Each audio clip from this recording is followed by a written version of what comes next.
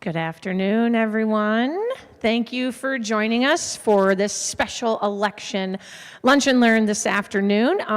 Before I go into introducing today's speaker, I do want to thank our live stream sponsor, WGLT. We appreciate their support. WGLT is Bloomington Normal's public media, part of the NPR network, so we're excited that we are able to live stream to people who aren't able to join us in person. And we are also happy to have our Lunch and Learn series sponsor. Our Lunch and Learns are made possible with the support of MCK CPAs and advisors. So thanks to them for helping us bring this program today. And without further ado, I am going to introduce Dr. Andrew Hartman. He's a professor of history at Illinois State University for today's special election Lunch and Learn, who is going to share some insight with us on this year's upcoming election. Dr. Hartman teaches courses in U.S. intellectual and cultural political history at ISU, has published numerous articles and several books on the topic, which he has an upcoming book, which I know he'll mention today. So he's really familiar with our political landscape in the United States. So very excited to hear what he has to share with us today. So with that, I will turn it over to Dr. Andrew Hartman.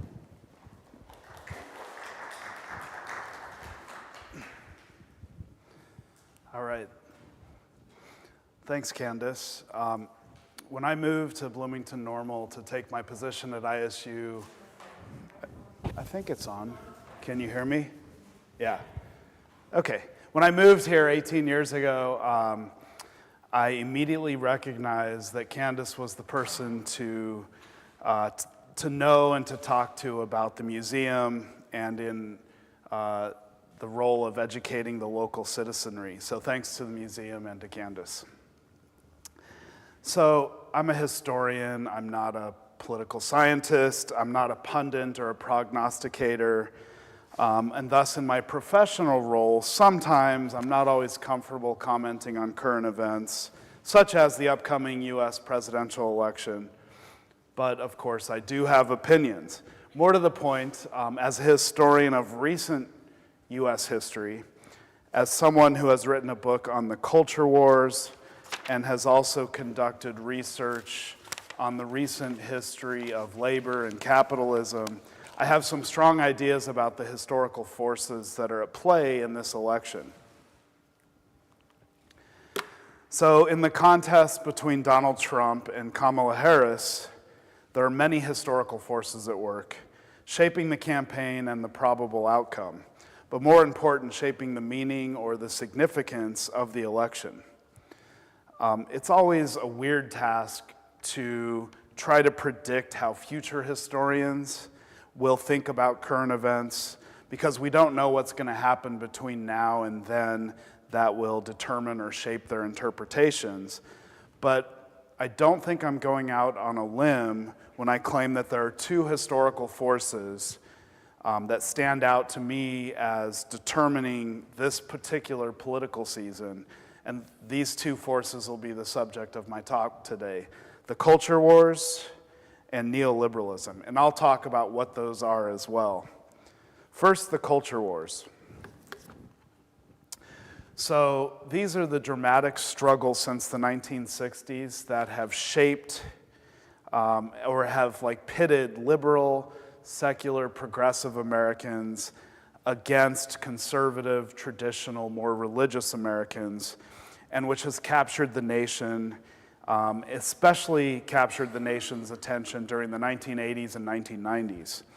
So the culture wars are those battles which emerged over a host of topics such as what constitutes art, and over whether the federal government should subsidize art that insults millions of Americans, over transgressive film and television shows, and over whether insensitive programming should be censored, over the public schools, and over whether American children should learn divisive subjects, controversial subjects like evolutionary biology, over the university curriculum, and over whether American college students should read a traditional Western canon of books, or rather texts that represent a more diverse range of perspectives, over how the nation's history is narrated in museums. This is a particularly hot culture wars issue, over whether the purpose of American history is to make Americans proud of the nation's glorious history, or rather to encourage citizens to reflect on the nation's moral failings. So for a period of about 2 decades in the late 20th century, like a vortex, the culture wars swallowed up most of American life. This fight over what it means to be an American that is central to the culture wars became the defining metaphor for late 20th century United States. So my last book, A War for the Soul of America, tried to make sense of that particular history. The first edition of the book was published in 2015. When I was writing the conclusion to that first edition, it was 2014. Trump had not yet announced his presidency. And so in the conclusion to that book, I argued that the logic of the culture wars had been exhausted and that the metaphor had run its course. So this forecast wasn't the product of my naivety. No self-respecting historian could pretend to believe that Americans had come to some sort of peaceful consensus on the issues that had polarized the nation since the 1960s. I went over some of these issues, but just to lay them out again, and because these will sound familiar to people in this room who lived through those decades. And some of these issues are still with us today. Abortion, affirmative action, art and censorship, evolution, feminism, gay rights, multiculturalism, national history standards, political correctness, pornography, school prayer, sex education. These are just to name a few. So at that time in 2014, I argued that cultural conflict would persist, as it has throughout all of American history, but I suggested as well that such conflict was being fought out in a different register, like the language had shifted and sort of the points of emphasis had shifted, and the conflict was being shaped instead by the ever-intensifying disruptions that neoliberalism had been wreaking on American life. And I'm going to get to what that is as well.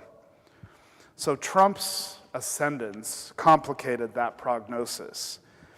But being wrong in the first place, and I admit I was wrong, was not so bad because it allowed me to write a second edition of the book with a new extended conclusion that accounted for the 2016 election and the first years of the Trump administration.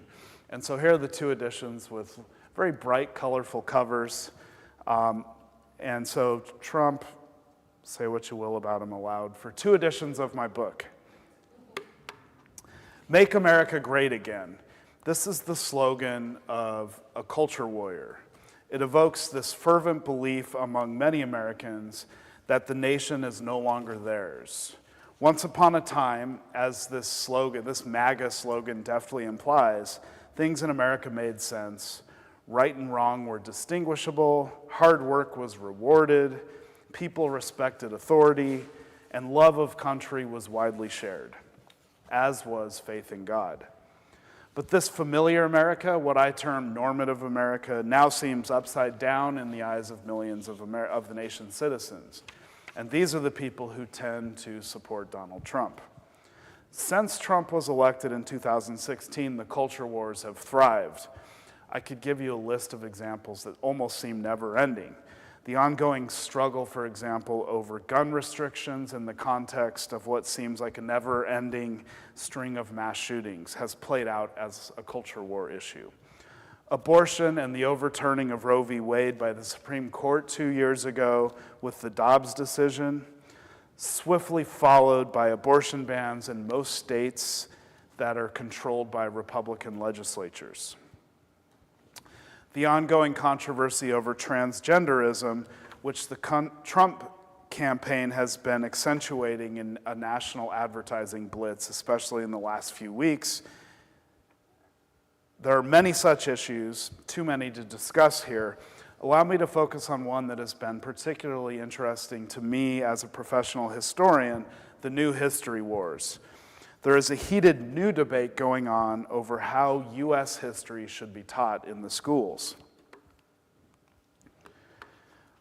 Although this larger war for American history really has been ongoing since the nation's founding, the current iteration arguably started in 2019 with publication of the 1619 Project.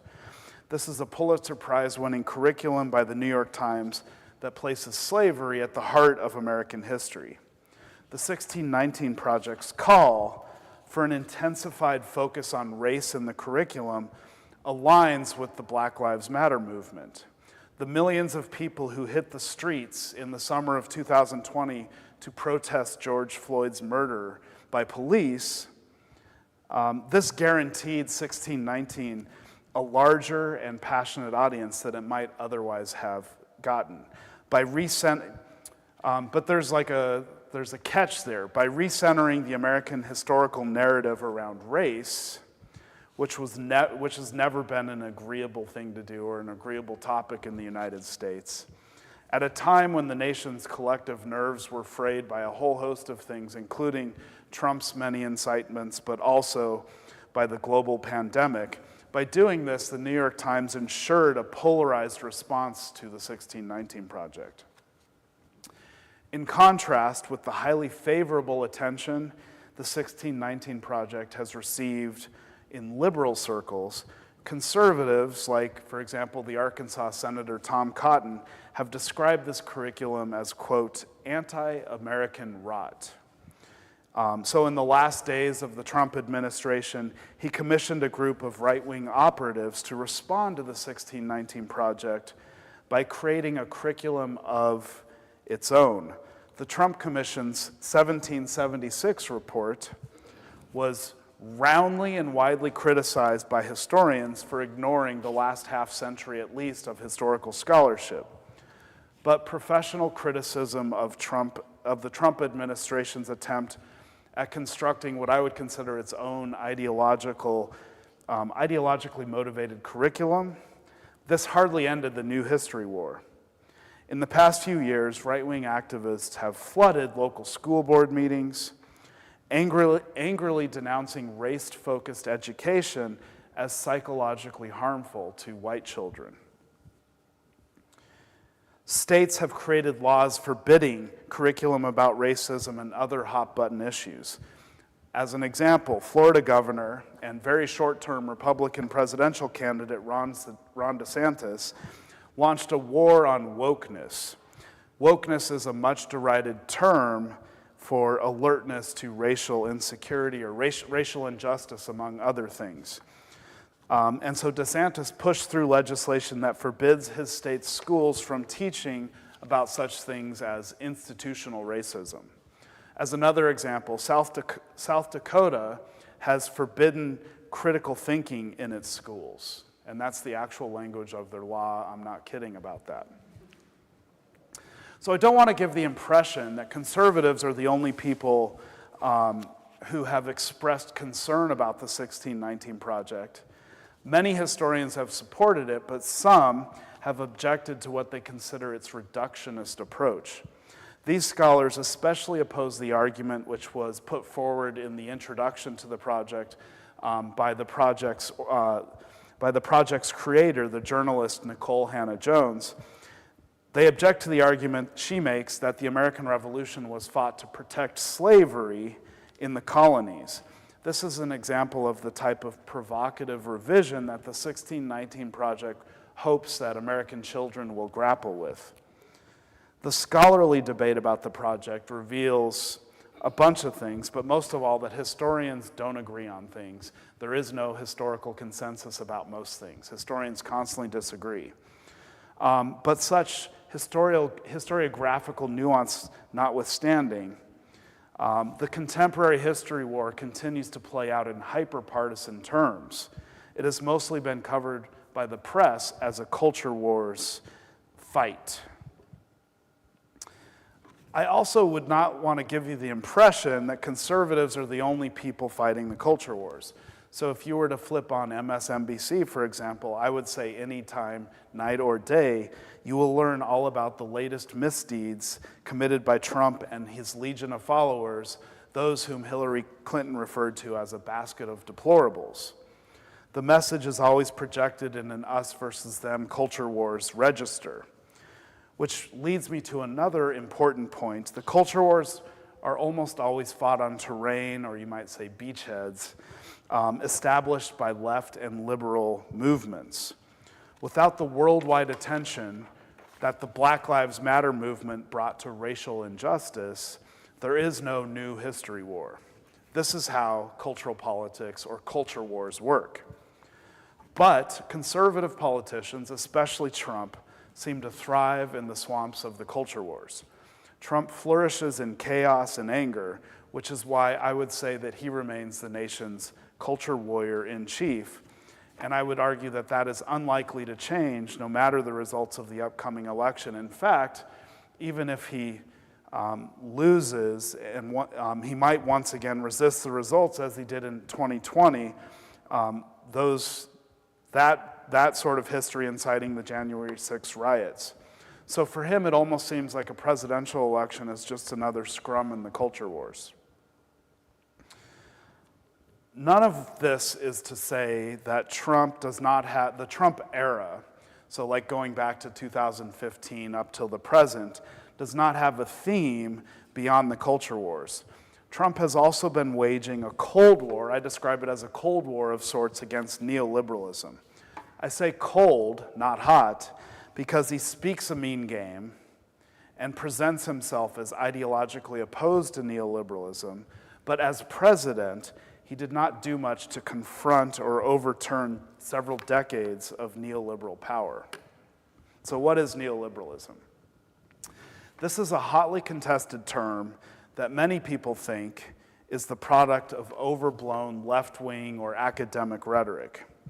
But we need words to describe things, and I happen to think that neoliberalism is a useful word. So let me define and historicize the term just a bit. In the 1970s, a somewhat stable, regulated version of capitalism began its death spiral. That system, which was forever linked with the New Deal reforms that helped usher in a very stable capitalism, what historians have referred to as capitalism's golden age, that was replaced piece by piece by a highly volatile variety of capitalism that came to be called neoliberalism. So it's perhaps best to consider neoliberalism as a philosophy that has reshaped capitalism, reshaped how the government responds to capitalism, and that this has taken place since the 1970s. Neoliberalism's signature principle is that capitalist markets better serve people than government, and thus government should serve capitalist markets. So neoliberalism relegated the public good ethos that had reluctantly shaped American governance since the 1970s, kind of put that aside, relegated it to the ash heap of history.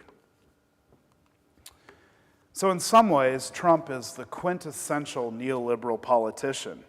He rose to fame and riches thanks in part to weakened government regulations and a lack of oversight that allowed a shady business dealer like himself to thrive. Only in a neoliberal political culture that shamelessly celebrates wealth and that elevates the status of the entrepreneur, even if the entrepreneur in question is something of a huckster. I would argue that only in such a culture would a reality television show like The Apprentice be wildly popular.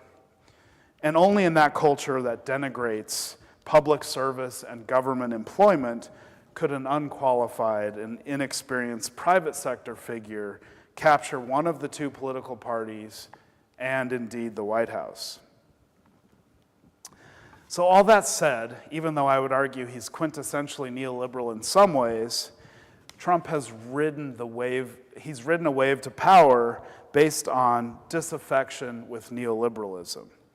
The reporter Christian Parenti traveled the campaign trail with Trump in 2016. closely listening to every speech at his many rallies during that campaign. And in doing so, he came to a somewhat surprising conclusion. Yes, sometimes Trump talked about building a wall to keep out supposedly dangerous immigrants from Mexico and Central America, sounding like a 19th century nativist. This is something he continues to do with even more gusto in 2024. It should also be noted that that anti-immigration sentiment is a breach with neoliberalism because immigration ensures a cheap labor force. So he does talk about immigration in 2016. In 2016, he often spoke about like treasonous Democrats, nasty liberals. He talked about wanting to lock up Hillary, and he continues to do this type of thing in 2024. But Parenti kept score of those speeches in 2016 and noted that those messages were secondary to his anti-neoliberal economic messaging, which he hit upon constantly during the campaign. Parenti described the, quote, mind-bending experience of watching a reality TV freak articulate surprisingly subversive political truths about the economy. So as Trump told an audience in New Hampshire, quote, we're going to bring businesses back. We're going to have businesses that used to be in New Hampshire that are now in Mexico come back to New Hampshire, and you can tell them to go to hell because they let you down and they left. The they in question here are the corporations and the neoliberal politicians who sent jobs offshore. Trump often used NAFTA as a rallying cry during these speeches. NAFTA, of course, is the North American Free Trade Agreement that Clinton signed into law in 1994 as sort of the crown jewel of the neoliberal era, and which put the final nail in the coffin of the American industrial heartland, especially here in the Midwest. This was highly effective for Trump to do during the campaign, especially because he was running against a Clinton who ended up losing key states in the Midwest, including Wisconsin and Michigan, which ensured her defeat in that election. As president, Trump's economic policy was erratic at best. He did not sign any new free trade deals, including the Trans-Pacific Partnership that Obama had brokered. So that never became law because of Trump. He raised tariffs, especially on China, which went against neoliberal dogma, which was about free trade. He also enacted deep tax cuts for the wealthy, which is not exactly a departure from neoliberalism because neoliberalism is meant to benefit the rich and punish the working class. But that record aside, the fact that one of Trump's selling points that got him elected the first time, that it was resistance to neoliberalism, to me is a potential historical marker that we should take note of. There are other signs. The surprising success of Bernie Sanders in 2016 and 2020 signals there's a growing constituency also on the left for resistance to neoliberalism. As was often noted during Bernie's campaigns, his ideal society was Scandinavian social democracy, which, though not immune to the pressures of neoliberalism, has weathered them better than we have in the United States, and they've kept a pretty robust social welfare state in those states, in those countries. And although some people mislabeled Bernie a Marxist, it is true that his campaigns have been part and parcel of renewed interest in socialism, in Karl Marx and Marxism. This is, just as a side note, a surprising development that has fueled research in my next book, which Candace, you said I would mention, I have to mention it, which will be published in April. So this is the new book cover, a play on the American flag. Here's 50 Marx heads representing 50 states. And this is me in 2019 when I was at Karl Marx's grave in North London, when I was living in London on a Fulbright fellowship, researching this book at the British Library, which is where Marx wrote Capital. Another even more palpable sign that neoliberalism might be breathing its dying breath is the economic model of the Joe Biden administration. Prior to becoming president, Joe Biden had a career as a neoliberal politician.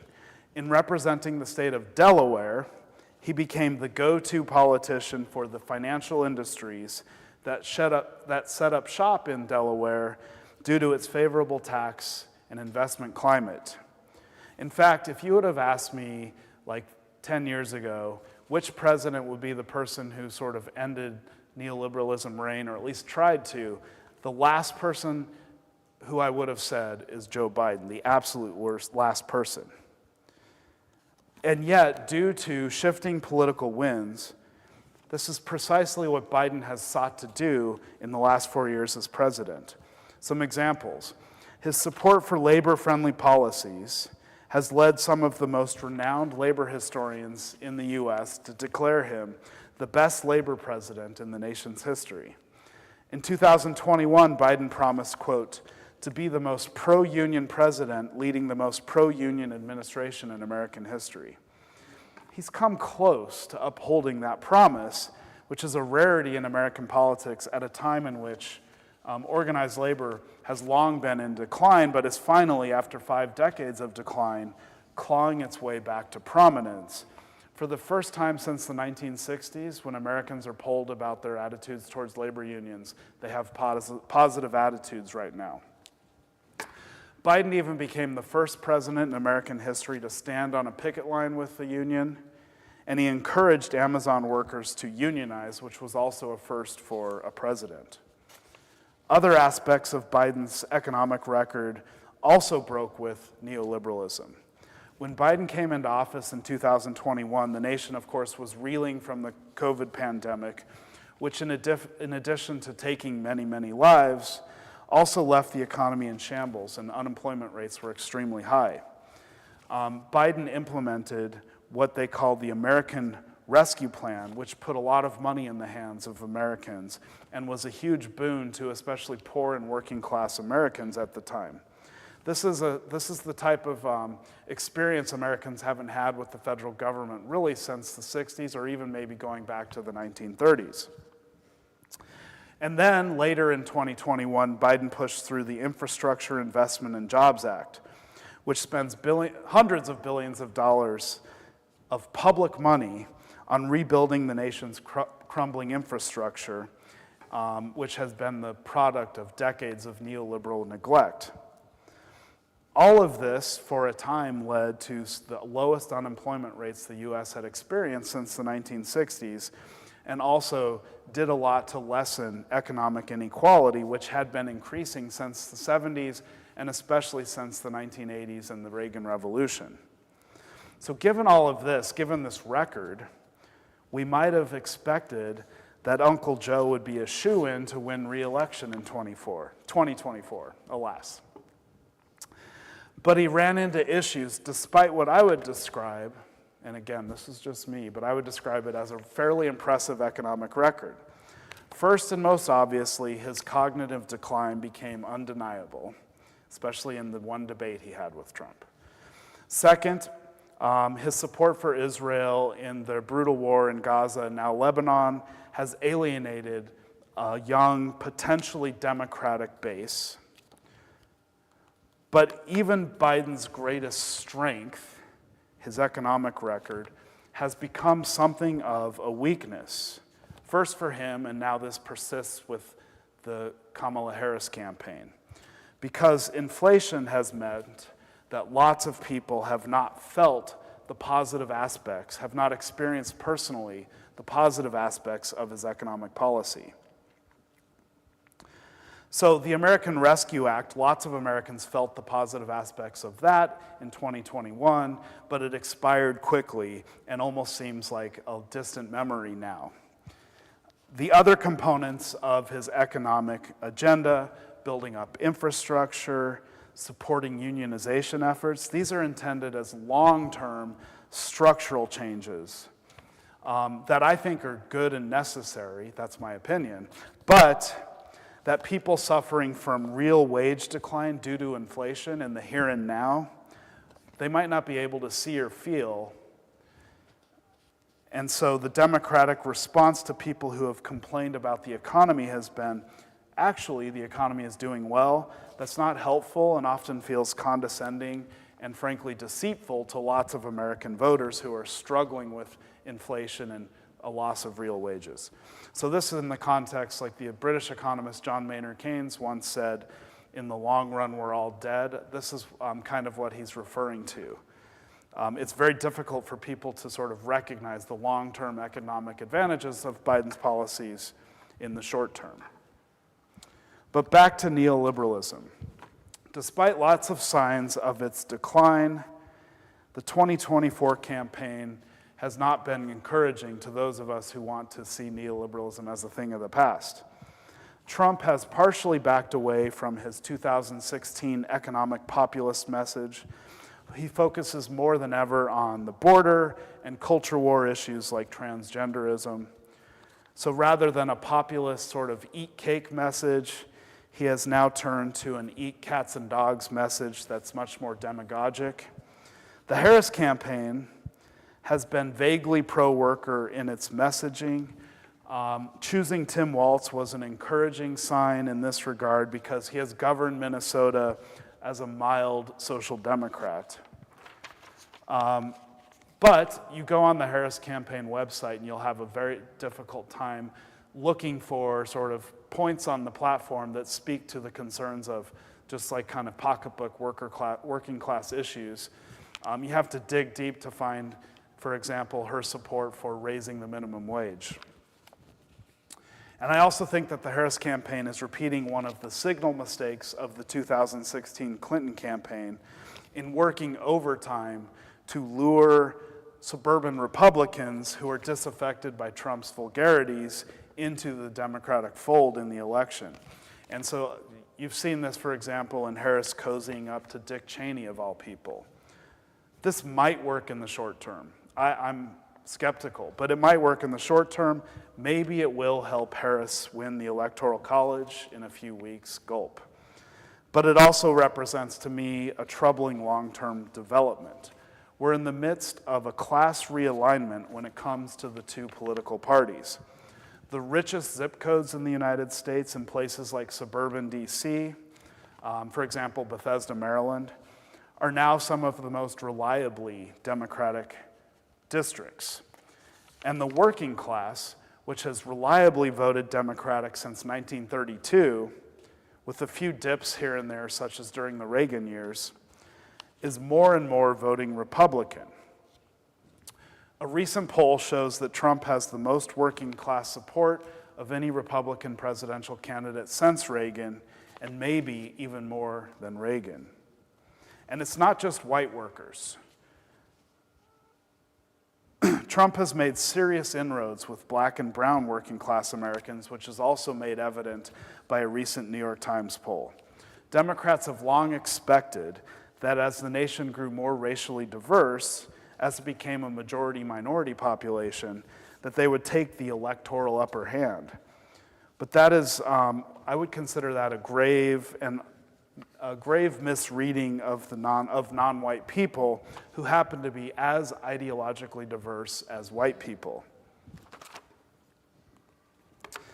The class realignment is a troubling development for someone like me, and I'm not going to speak for any of you, but someone like me who wants a multicultural, anti-nativist, feminist political culture. So someone like me who's on the left side of the culture wars, but also wants that coupled with a social democratic economic agenda. So someone who's on the left side of this debate over neoliberalism and economic policy. The way things are trending, it doesn't seem like either party is likely to offer that combined agenda, even though I think there were signs of it under the Biden administration. On the flip side, it could be argued that the path is clear for a Republican majority based on a combination of cultural nationalism and economic populism. I highly doubt Trump will be the person to deliver that majority for the GOP. It's going to require a special politician and a unique coalition capable of taming the powerful corporate interests that stand in the way. But recent events, the turn against neoliberalism, to me at least makes it seem possible. My perhaps naive hope is that lots of young, left-leaning voters in the United States will recognize the fight for the possibility of a multicultural social democracy as the best or only alternative to the right-wing version that Trump and maybe future Republicans offer. But it also seems like a Harris administration is an unlikely vehicle for such a politics. I would be happy to be proven wrong. I've admitted at least twice today that I've been proven wrong in the past 10 years. But first, Harris has to win the election. And right now, that's a coin flipped. Okay, thank you. Love to hear questions. Love to continue the conversation if you're interested. Any questions from anyone in the audience or online? Oh, okay. You mentioned earlier that neoliberalism was one of the reasons that our infrastructure had delayed maintenance. In that philosophy, who is responsible for the maintenance of our roads and bridges and things of that nature? That's a good question. So the people who undertook what I would call the neoliberal revolution, and that has completely changed our attitudes towards the public good. These are the people who have lowered taxes immensely for the rich in the last 50 years. And who have sort of changed a lot of attitudes towards what it means in the public good. I don't think they've thought about it. I'm not sure they care. They might be more interested in having local communities deal with that, or even sort of private communities. So, for example, if you have, say, Rivian and you build a car company on the outskirts of your town, either the local town or the company itself should be responsible for that. They're trying to sort of like decenter the federal government's power and responsibility for the public good. And I think we saw a lot of that as public expenditures on things like infrastructure decreased immensely over the last 50 years. And Biden's infrastructure plan is a maybe short term, but it's hard to say, reversal of that policy. Yeah.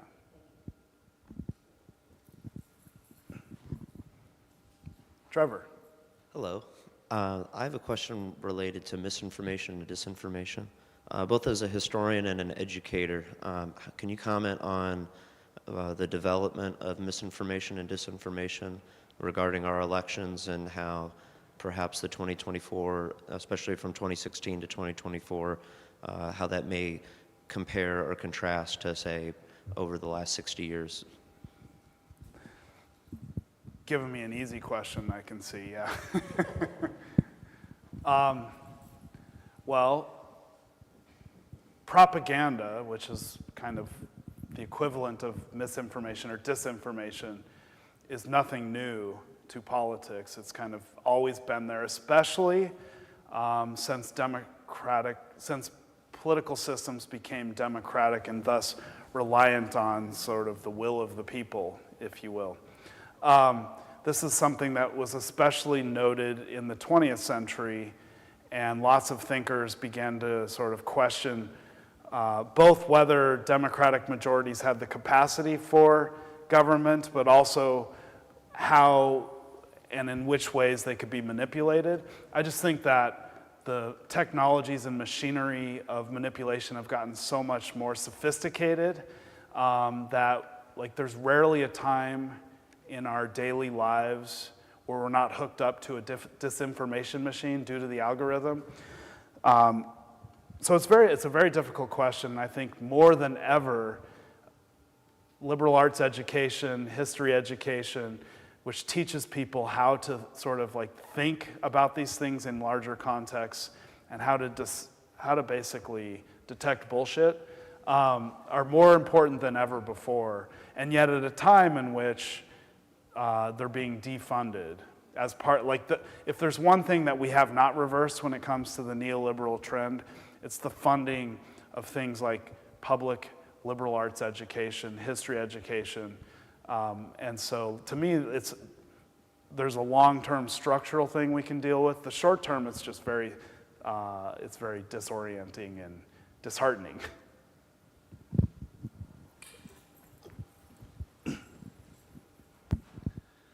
Thank you, Doctor. As a growing global concern, how do you, or do you feel like isolationist politics plays into this all, and looking into the future, if that makes sense? Yes.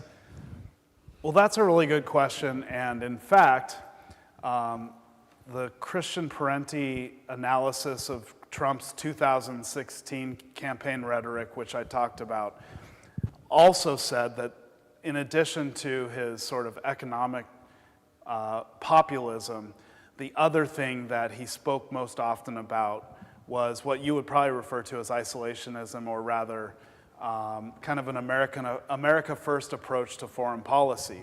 And that also is that's probably more popular now than it has been maybe since the 1930s.